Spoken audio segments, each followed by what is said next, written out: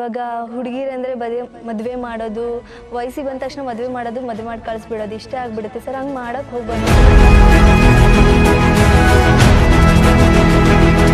ಅದು ಕಷ್ಟಪಟ್ಟು ಓದಿ ಜಾಬ್ ತೊಗೊಂಡಿದ್ದಾದ್ಮೇಲೆ ಎಲ್ಲರೂ ಕರೆದು ನಿಂತು ಮಾತಾಡ್ತಾರೆ ಸರ್. ಎಲ್ಲೇ ಹೋಗಲಿ ಚೆಂದ ಮಾತಾಡ್ತಾರೆ ಸರ್. ಇವಾಗ ರೆಸ್ಪೆಕ್ಟ್ ಕೊಡೋ ರೀತಿನೇ ಬೇರೆಯೇ ಸರ್.